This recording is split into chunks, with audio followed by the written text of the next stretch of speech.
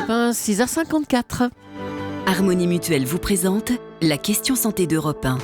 Thomas Soto. Certains le prennent serré, d'autres sucré, d'autres encore noyés dans du lait. Ce matin, le docteur Kirzek met son nez dans notre café. Bonjour Gérald. Bonjour Thomas, je suis venu avec mon café justement. Et du café, on dit qu'il nous réveille, ce qui peut vous faire du bien. D'ailleurs, est-ce que c'est vrai ça ? Est-ce que le fonctionnement de la caféine dans l'organisme est aussi simple que ça ?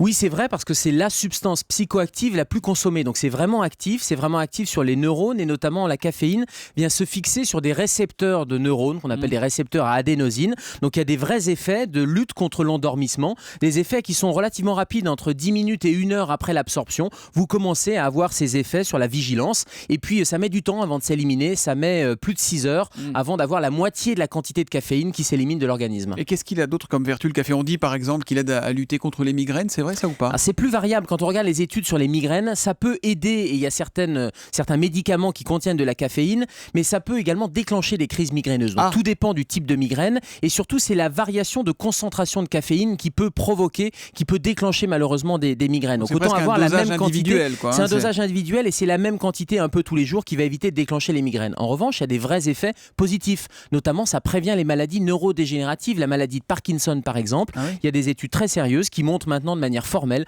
que la caféine a un rôle positif. C'est un rôle positif dans l'asthme dont on parlait hier également. Et puis surtout, le rôle, c'est contre la vigilance et ça améliore, ça évite l'endormissement. Contre l'absence de vigilance. Oui, ça augmente la vigilance, ça évite l'endormissement, ça augmente la vigilance et ça augmente les facultés cognitives. La mémorisation, par exemple, et notamment l'apprentissage est favorisé par la caféine. Bon, à contrario, quels sont les risques pour ceux qui en boivent trop ? Il y a des gens qui en boivent 5, 6, 7 par jour. Est-ce que c'est dangereux ?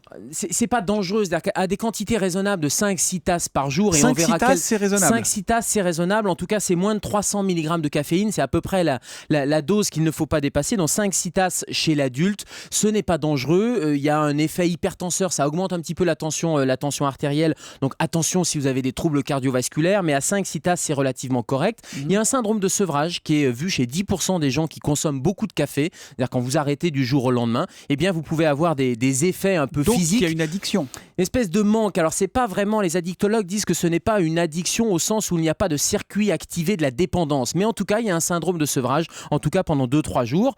Une idée reçue, ça ne change pas l'alcoolémie. Il y a beaucoup de gens qui pensent que le café va diminuer l'alcoolémie. Un repas, on prend un café, ça fait chuter. Aucun impact, ça ne fait pas chuter l'alcoolémie, mais il n'y a pas d'effet nocif sur la santé. Et le fait de le prendre long ou au lait, ça change quelque chose ou pas ? Alors oui, ça change parce qu'on a l'impression que le café filtre, par exemple, serait moins chargé en caféine que l'expresso. C'est l'inverse, parce que la caféine est soluble dans l'eau. Donc si vous prenez un café filtre et que vous dosez la caféine, vous avez jusqu'à 180 mg de caféine, alors que dans l'expresso, le ristretto, là, vous allez prendre au bar, et notamment les Italiens en consomment à longueur de journée, c'est 80 mg de caféine. Donc il vaut mieux le prendre serré, il y a moins de caféine que dans un café filtre ou soluble. Il est la nuit aux urgences et il nous sert même le petit déjeuner désormais. Le matin, avec nous à 7h-5 pour la question santé d'Europe 1, c'est le docteur Kirzek. À demain Gérald. Bonne journée à tous.